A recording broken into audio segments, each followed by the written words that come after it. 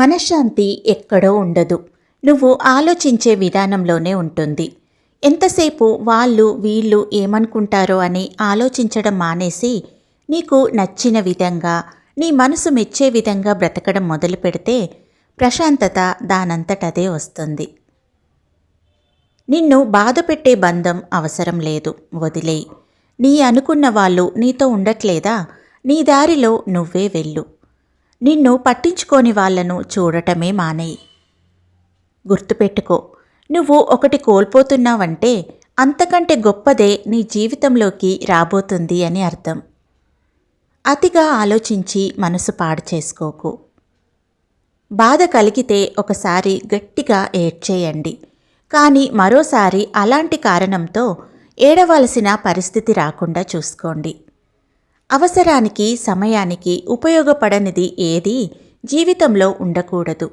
అది వస్తువైనా మనిషైనా. రేపు అనే రాత ఏంటో తెలియనప్పుడు నేడు అనే నీ సంతోషాన్ని వదులుకోకు. ఇష్టం తగ్గింది, ఇంట్రెస్ట్ పోయింది అని ఎవరు మనతో డైరెక్ట్గా చెప్పరు. వాళ్ళ ప్రవర్తన, మాట మనకిచ్చే టైంను బట్టి మనమే అర్థం చేసుకోవాలి. కొన్ని వదిలేస్తేనే మనం ఆర్థికంగా బావుంటాం. కొన్ని ఆలోచించడం మానేస్తే ప్రశాంతంగా ఉంటాం. కొందరిని వదిలేస్తేనే జీవితాంతం బావుంటాం. కోల్పోయిన వాటి గురించి కాదు, ఎలా కోలుకోవాలి అని ఆలోచించండి. జీవితం దానికదే కుదుట పడుతుంది. ఎవరికి మీ గురించి చెప్పి నిరూపించుకోవాల్సిన పని లేదు. ఎవరైనా ఒప్పుకోవాలని అవసరమే లేదు. నీ జీవితం మీలా గడపండి. మీకు నిజంగా ఏది సంతోషమిస్తుందో అదే చేయండి.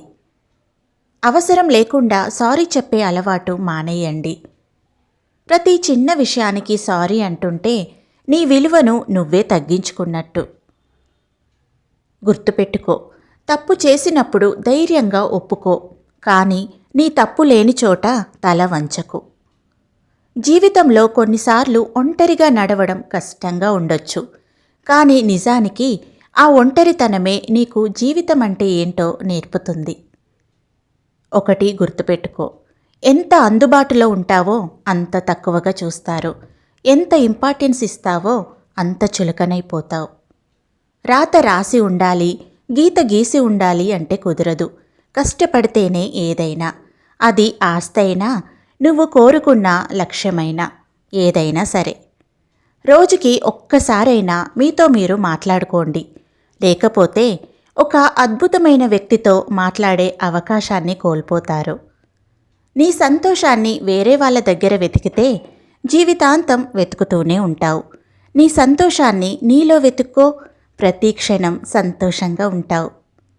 నిన్ను అవమానించేవాడు ఎంత గొప్పవాడైనా సరే అస్సలు వదిలిపెట్టకు. తగిన గుణపాఠం చెప్పు. ఎందుకంటే నిన్ను బాధపెట్టి అవమానించే హక్కు ఎవరికీ లేదు.